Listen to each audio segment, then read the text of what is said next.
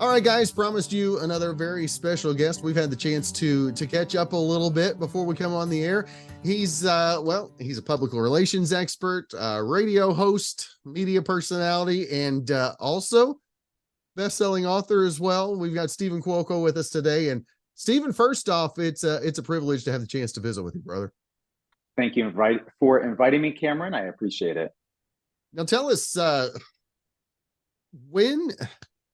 how did the book start for you? First off, got the new book, Guided Transformation, Poems, Quotes, and Inspiration. When did you first get an inkling about the idea, and how long did it take you to actually sit down and start the process? The process was super easy. I've always knew or wanted to write a book. And so it's about poems, quotes, inspiration, but most people don't know the back end story that I had dyslexia as a child. So my brain processes extremely fast. They did test me to see if I had ADHD. I don't. I was tested for everything under the sun when I was put into foster care. So luckily, the only thing was just the dyslexia. So when my brain operates really, really quick, I'll start writing and I may switch the numbers or switch the letters up. So I notice myself right now when speaking to you, what I'm doing is I'm self-regulating to make sure I'm not like speaking too fast, going too quick in this conversation, because I can tend to do that. Believe it or not, I'm going to be 50 in April of next year. So I've had a lot of time and a lot of decades to learn how to self-regulate, to keep my emotional and my mental thoughts connected. Because most of the time, and you may have read that I worked in mental health for 15 years as well. And most people, their emotional and mental state is normally separated or disengaged from each other. You're either running completely from fight or flight, or you could be running completely emotionally. And the situation is where are you being responsive or reactive? So as a kid and having dyslexia, I was terrified of people thinking I was stupid, going through judgment at all. A lot of times I, used to get smacked up beside the head, or, why aren't you paying attention? Why aren't you listening? And there are times to where, even in myself, to where I never had a problem in school. I always had great, grades. I would say just emotionally, I was just a wreck. I didn't feel safe. I didn't trust my environment. I was bullied every day. And that's not an exaggeration. Every day, whether I was in school, out of school, when I was living with my biological family, even when I was home, there was always some sort of drama, something going on to where I had to be this, where do I go? What do I do? Do I run to a corner? Do I go in my bedroom? Do I stay and deal with it? And do I go in fight or flight mode? And writing was always an outlet, writing and television.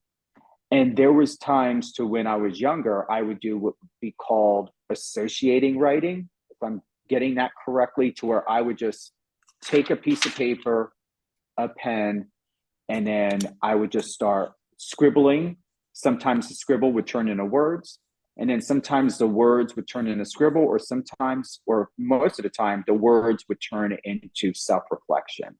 And then this is where I started to channel my emotions, and where I was either scared to speak my mind and speak my truth, I was able to put it on paper safely and know that I can rip it up, flush it down the toilet, burn it, roll it up, throw it across the fence. So writing, I found the power through writing and the ability to self-heal, but also to self-reflect, to find out who I am as a person, because I was never in an environment, a safe environment or space to be able to express who I am and how I felt. And how did those experiences growing up, how have they made you? I know you're a publicist among many other things, but how on the publicist side of things, how has that helped you dealing with clients that, are going through it as well? Great question. Well, when we look at the stories of Madonna, Channing Tatum, Salma Hayek, they all have dyslexia. but there's different levels of dyslexia. So I don't know exactly what theirs are. I would say mine is a lot in relation to Channing Tatum's.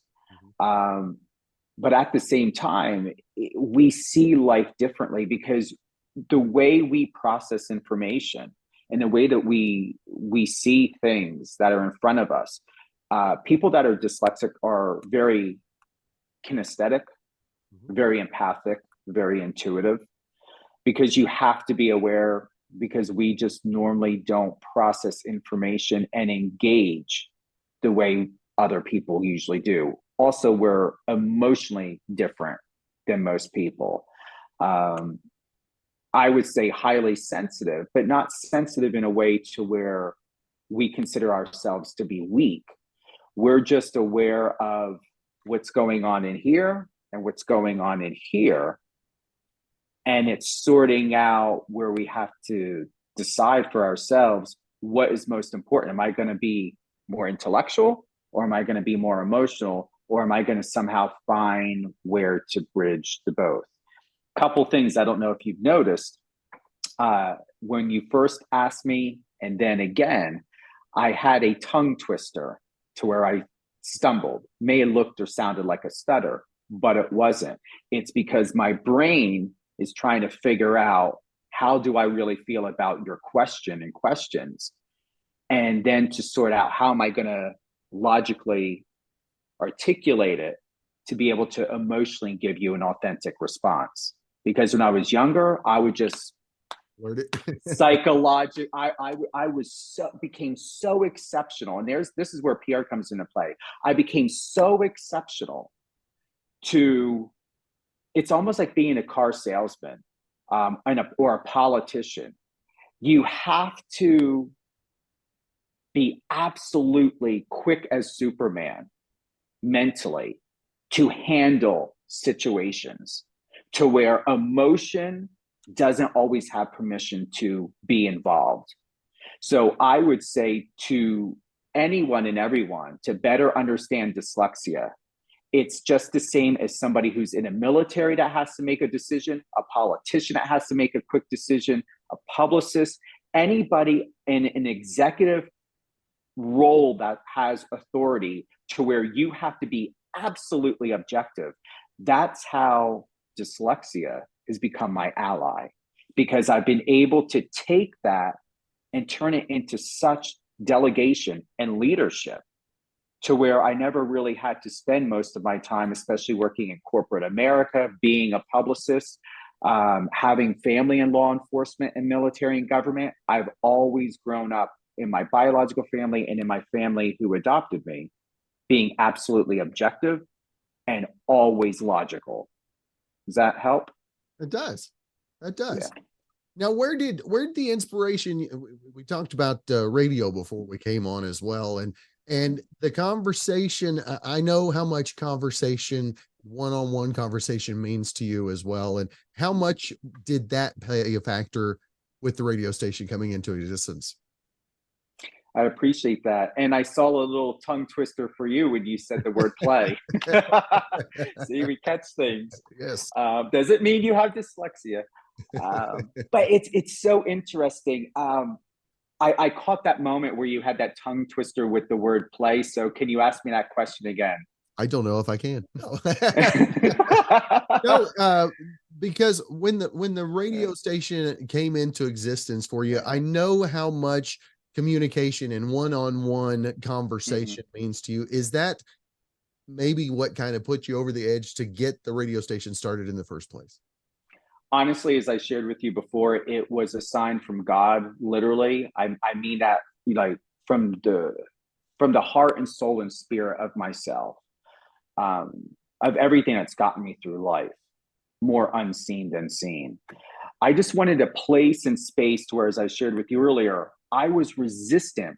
Mentors, people in the entertainment industry, everyone, and when I say everyone that are close to me, said, Steven, we know you don't believe in a pay to play. We know you're absolutely adamant that media companies are destroying journalism as we speak, because when you go to university or school to be a journalist, you don't learn about pay to play. You don't you have to literally take an oath to be fair, to be unbiased, to be neutral, and to be objective, amongst many other things, facts, all of that. But there's not even a but. There is a moral, ethical, and legal responsibility, not only as a publicist, but as a journalist, where it's very synergistic, if that's where there's a lot of synergy into it, where we have to be unbiased, objective, and neutral, and leaning forward with always the facts. And it got to a point as a publicist, it was very difficult to try to find placement for clients or people who were looking to get a message out there. Now, if you're a politician, you want to buy it, like, I understand where paid media makes sense. Mm-hmm. But when we're looking at even podcasting, or like people charging $10,000 for a Forbes article, it blows my mind of how this can be legal when journalists' responsibility is to inform the public. We are a representative for you. Mm-hmm.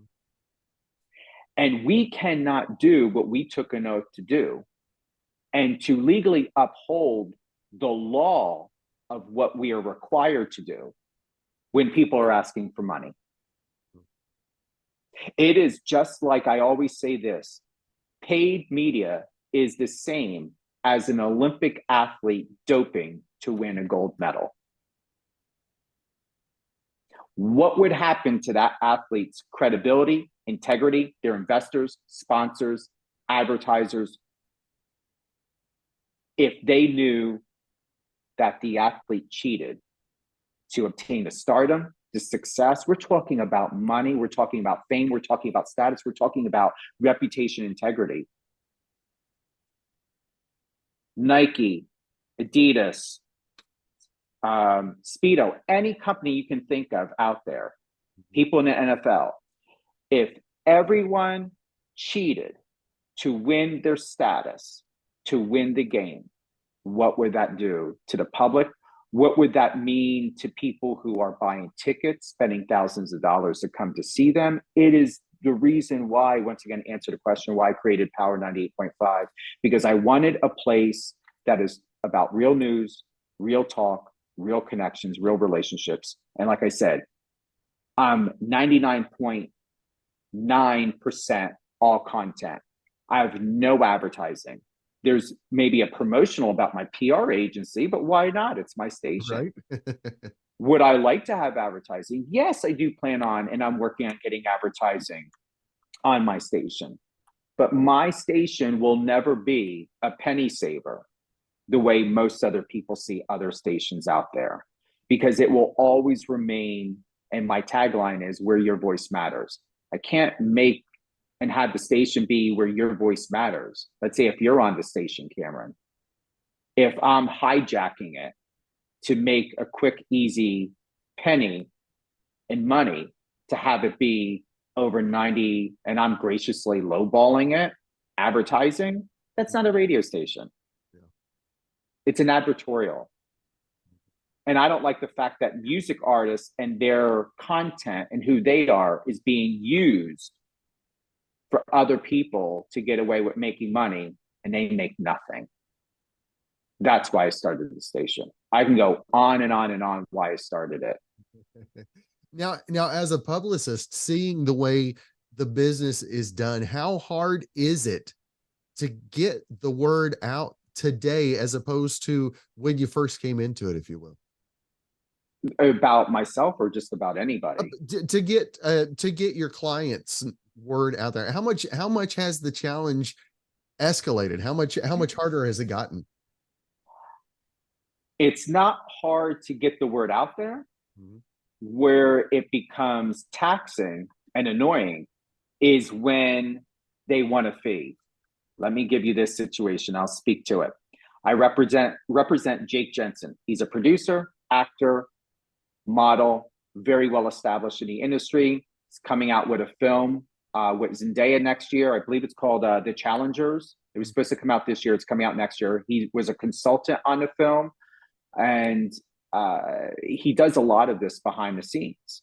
So there are times to where I will put out a press release, or I will send out his deck, I will get a response. We've got people doing real journalism. Just yesterday, instead of this podcast platform doing their due diligence to inform me as a representative and to be absolutely transparent, I had no idea they were charging. Come to find out, instead of including me in the email, along with Jake, back to whether they accept the proposal or not to have him on the show, they're sending him privately a rate of $700. Wow. Why wasn't I included in the email? Why wasn't that told to me in the beginning when you shared or showed interest that you would want to or interview Jake, that there was a $700 fee? No.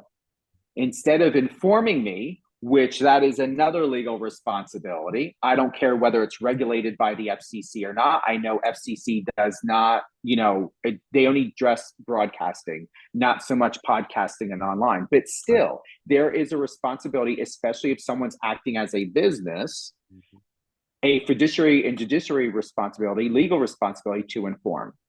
And this person did not only informed me and had no problem, and I'm going to close by saying, having that inclusive communication in the beginning, but then once it was solidified that this person is interested to interview Jake, then sends Jake a separate private email wanting $700.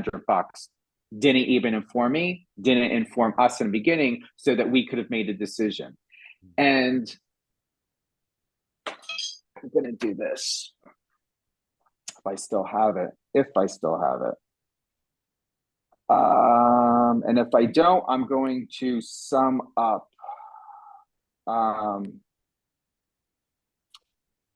So, good afternoon. Would you like me to read this to you? This is what I send to people.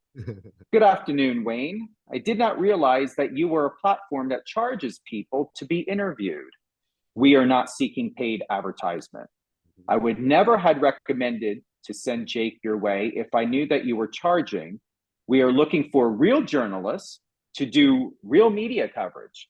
I strongly suggest that you inform representatives immediately that you are a paid platform, and I hope you're following FCC guidelines. I've been working in public relations and media for over 30 years, and these sort of practices are extremely unprofessional. Have a great rest of your holiday. With all due respect, Steven Cuoco. Then the email I received back is, my apologies for the confusion. Thank you for the feedback. Yet maybe we can work something out, seeing you have a vast background in public relations and media, and I'm always open to learning new things and building relationships. As far as the FCC guidelines, to my knowledge, podcasting is not considered broadcast media and isn't regulated by the FCC. Let's hop on a call and discuss how this can be beneficial for the both of us. Enjoy the rest of your holiday. Now, I appreciate the email, but you see the backpedal? Because whether it's regulated by the FCC, it's called due diligence to inform. And that did not happen. Am I upset? No. But to be frank, I will call out the bullshit. Yeah. So that we're very clear that this is not my mess to get involved in, to clean up, and to make look in a nice, beautiful Christmas package for this person or anyone. This is yours. I'm recognizing what it is, and I don't plan on stepping into it, and I'm not going to have my clients step into it either. We're going to go that way, whatever other way. Now, speaking about the broadcast journalism quality type that you expect, how much has the business ethics changed in media over your career, or the lack thereof? One of my favorite movies is Willy Wonka and the Chocolate Factory. Would you like to put that up and we can watch that right now? It's a shit show. Yeah.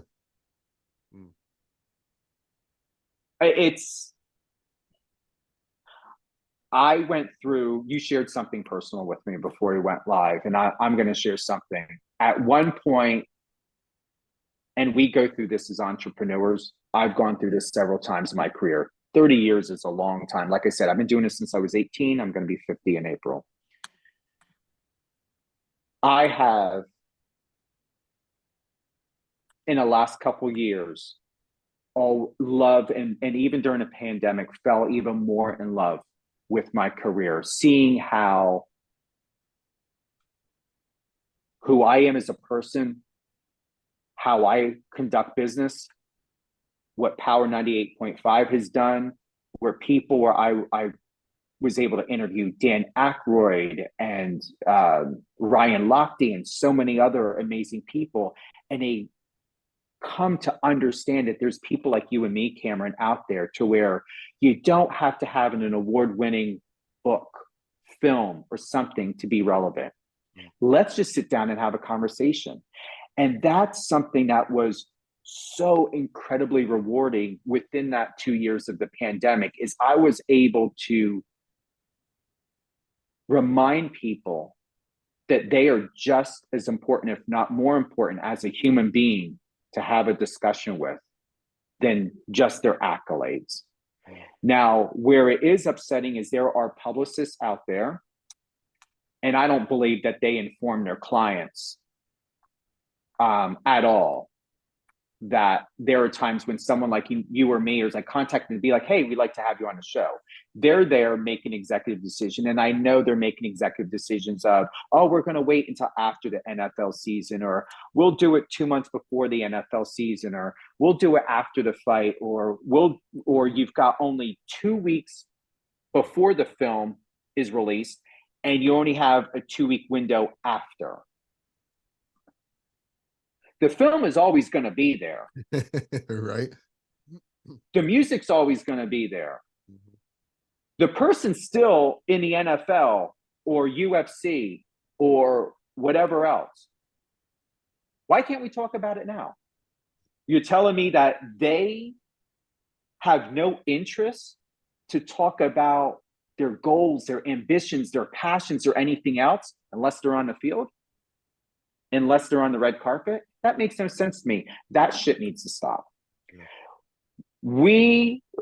People should be able to have the opportunity to talk about what they want when they want, besides it being a promotional.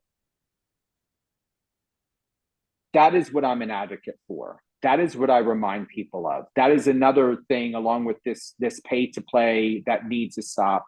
I would like for representatives, management, I'm going to close by this, management and publicists to start being more productive in their responsibility as a representative to do what's in the best interest on their client's behalf. And hiding a client or hijacking an opportunity and potentially not informing the client and making an executive decision is a disgrace, and it's negligence. I'm booking Jake. Both of Jake's films are not coming out until next year. We understand about the strike, but whether the strike or not the strike, why should Jake or anyone else not be able to have the opportunity to talk and to share? Because Jake's also a sports psychologist. Yep. He works with actors and athletes in a professional realm as a sports psychologist that can give and share with your audience the perspective of a sports psychologist who's also a professional athlete, who's also an actor and producer. Where's there not a story? Right. I just had him on Maurice Bernard's show from General Hospital. Maurice and him were there, and Maurice said at least 3 times, wow, because of the conversation. They were talking about 𝐕Hs. Jake was able to share advice.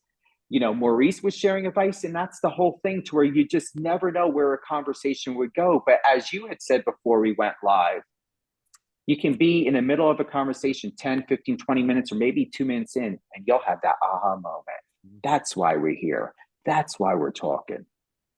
That is right. That is right. Well, Steven, I want to make sure and let our viewers, let our listeners know where to find the book, where to find out about your PR firm, your the radio station, everything.